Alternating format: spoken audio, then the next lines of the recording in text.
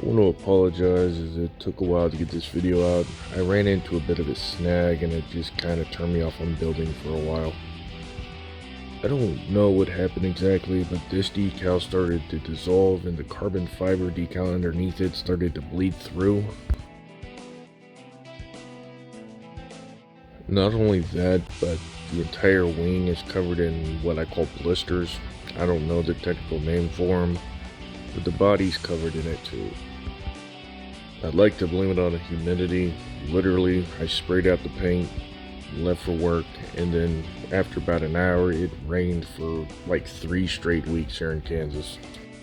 When I got home from work, I walked into the garage and it literally felt like I was walking into a jungle. So, humidity. To strip the paint, I'm just using some good old-fashioned brake fluid. To me, the word cheap has always been a measurement of quality, not necessarily value. So believe me when I say get the cheapest brake fluid you could find. All .4 brake fluid and all the more expensive higher end .3 synthetic brake fluids, they're silicone based. And that silicone based stuff will not damage paint, so it's not going to remove paint either. So just let it sit overnight. You'll see it start to lift, and then just scrape it off and then wash it many times in soap and water. I look for every excuse I can to use that knife.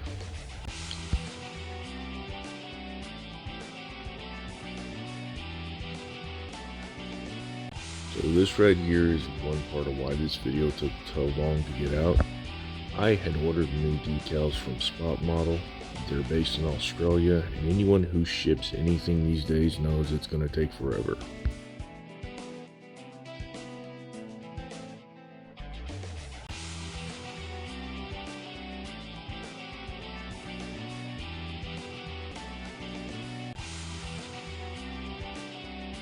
So I get to do this all over again, and I'll spare you the boredom.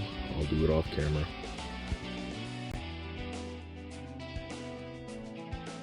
Now this happened to be somewhat of a blessing in disguise because this piece did not fit that well. So now that I got everything stripped, I could actually make it fit like it's supposed to.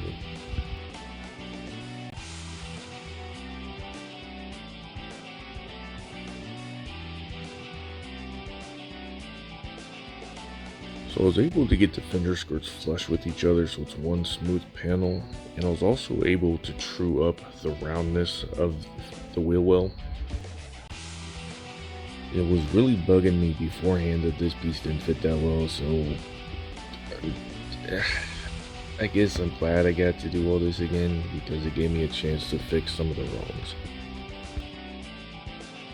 Aside from that, there were a few imperfections that I was able to take care of while everything was back down to bare plastic.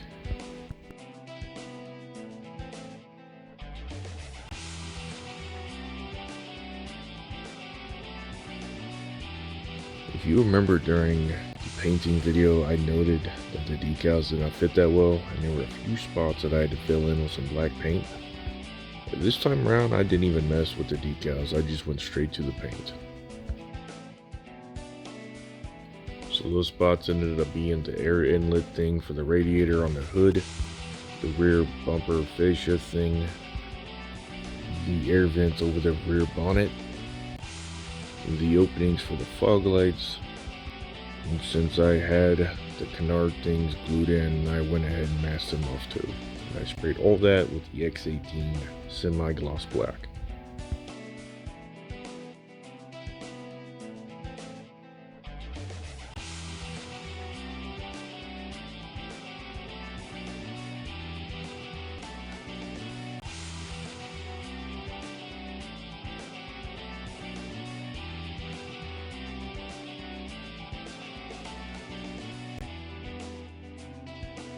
So everything is nice and dry now. It's about ready for decal, and for some reason it just popped off that stain.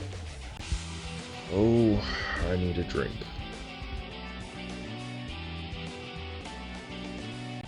So here it is in all of its glory.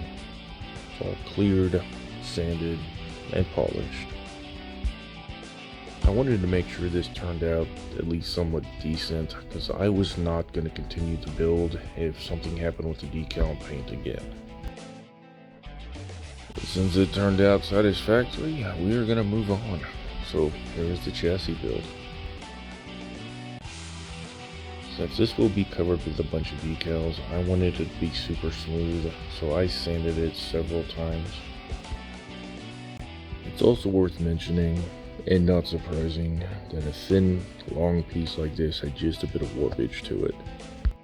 Normally when you start adding all the suspension pieces and the interior tub, it kind of straightens itself out, which it does somewhat. You'll see. Now, I've seen a few other people build this kit, and I know the carbon decals that were supplied were a bit oversized and they got a lot of overhang to them. So I'm going to install the wheel wells and as much of the suspension as I can, just to kind of act as a stand when I turn it over, so the decals aren't sitting directly on the workbench.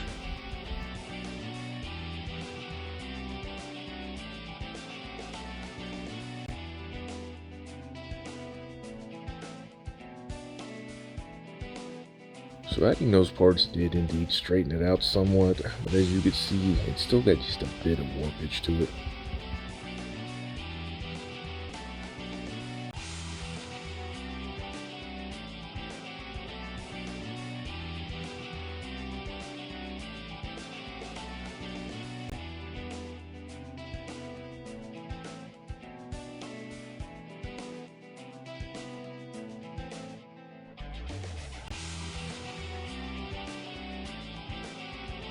As I mentioned, these decals are oversized, as you can see by the overhang there on the fin decals. So I installed all of them first, so when I lay this down, it will cover it all up, the pattern will all be the same and not obstructed by the fin decals.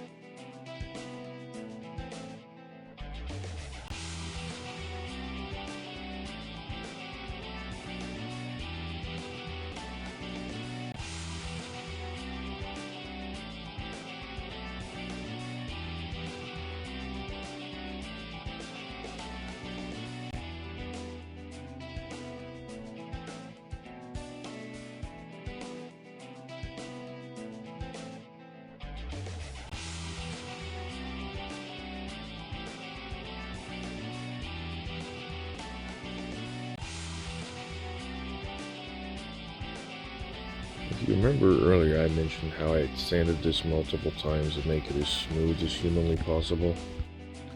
I was also as clean as I could be, and I still got just a few hairs underneath it. Probably from petting a dog, who knows. But it's on the bottom, you can't see it, so I do not care.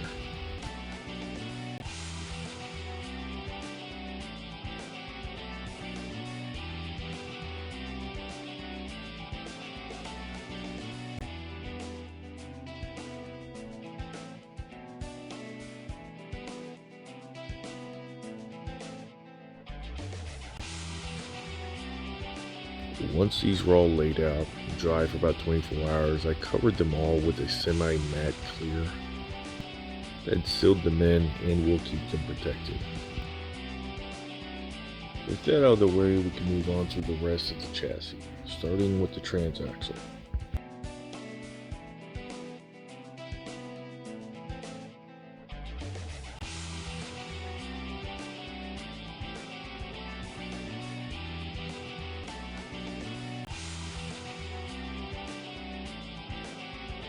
As far as the shocks goes, they are very well hidden and they were just barely visible before you put the wheels on, and then once you put the wheels on, you can't see them at all. Since you can't see them, I didn't waste a lot of time making them all pretty. Basically all I did was wrap a bit of tape around the recoil part, which was just a bare black kit plastic, and then just shot the rest in silver. Now in the real car, these are more of kind of a dull gunmetal, but I had silver and airbrush, so that's what I used.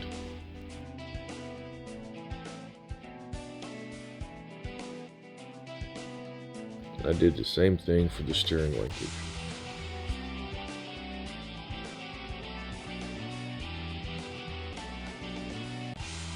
Now for the brakes, I put a little more detail into them since you can actually see these. What I did here is I sprayed this all in gold, then I used that really cheap tape I have to mask off the caliper. I painted it and the back of the rotor all in silver, and during the masking I made sure to burnish the tape really firmly into the hat of the rotor, so when I peeled the tape up it would have brought a bit of the paint with it. That gave it kind of a grainy, used, textured look that I think turned out very well.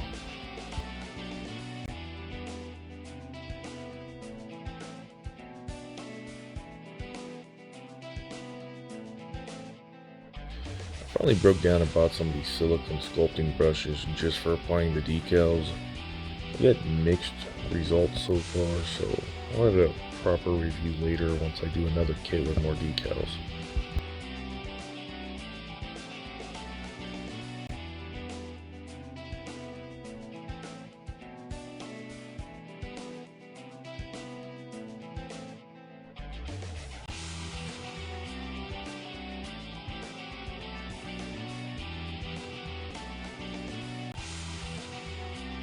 And the kind of junk drawer part of my workbench, I like to keep just a bunch of various round objects in different diameters just for this reason. And I just simply use them to apply even force so everything sits nice and flush.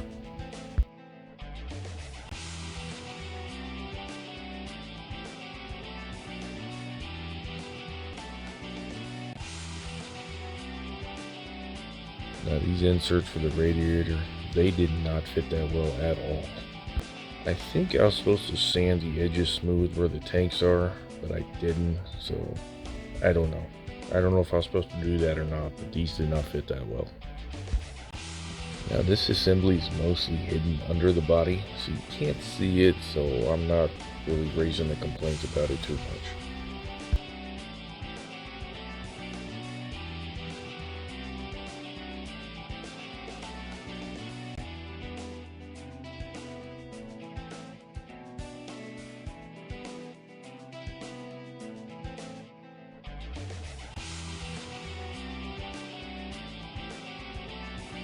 This is really all there is to the chassis, guys.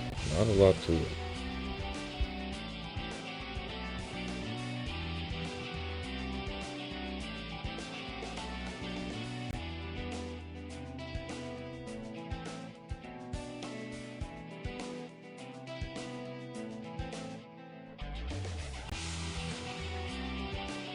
The instructions say to glue this in, but I was kind of foreseeing some problems from other builds.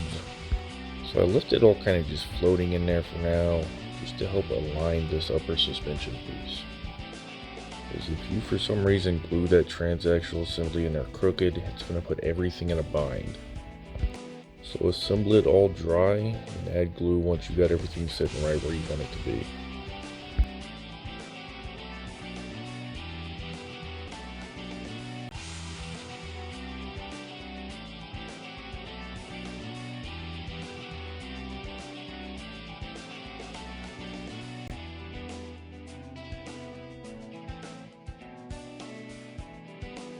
Now, almost every instruction sheet of every kit I've ever built wants you to install the lower A-arm, install the spindle, then sandwich it all in with the upper A-arm. I find it's easier just to install the A-arms and then just kind of slightly bend them outwards and just pop the spindle into place.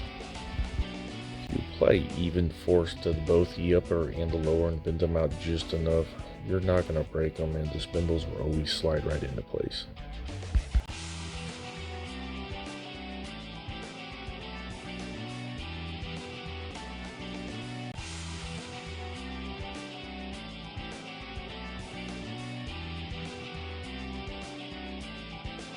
And you notice the pins on the shocks here, they're offset a little bit. these will install any way you put them, but they're offset because you've got to clock them in a specific direction. Otherwise, the interior tub will not fit. So install these dry for now and adjust with some tweezers later. As for now though, just try your best to install them so the pin is pointing straight up.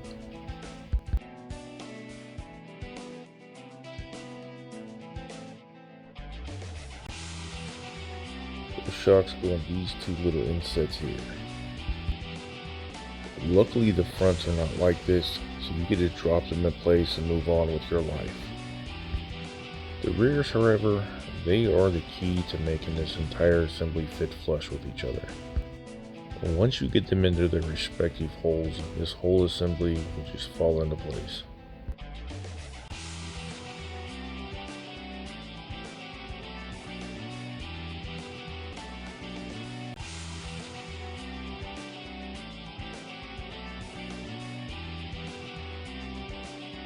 Once you got them where they need to go and everything's setting flush, go ahead and put just a little dab of glue just to lock them in place.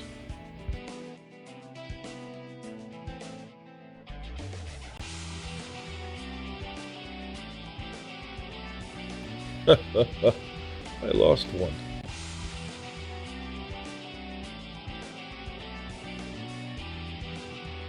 I did absolutely nothing to clean up these tires, but as you can see, they got a weird little bevel on them.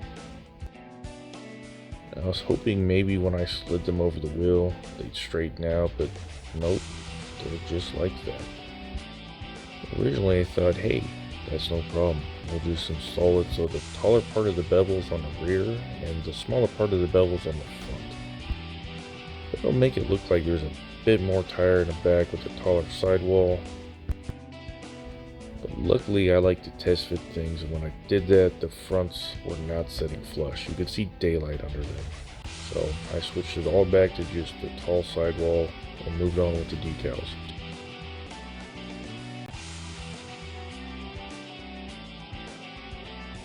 Now, I know somebody's gonna ask, but I did absolutely nothing with the wheels. The black part is just a bare kit plastic.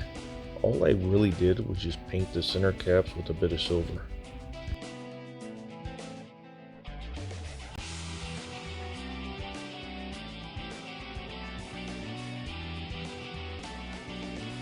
Now, if you watch any of my other builds, you know that I'm kind of particular about polycaps. When I cut them off the sprue, I like to not cut it flush so there's just a little bit of it left over, and it just creates a tighter fit.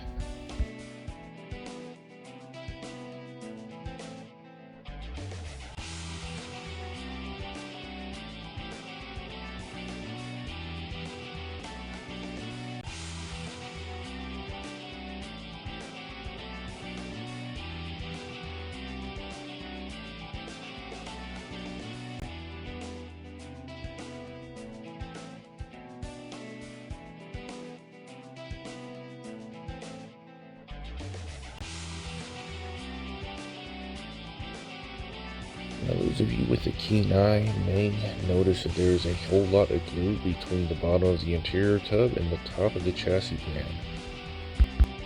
That is how I got the rest of the warp out and got this to sit as flush as possible. All four of the wheels are making even contact with the ground.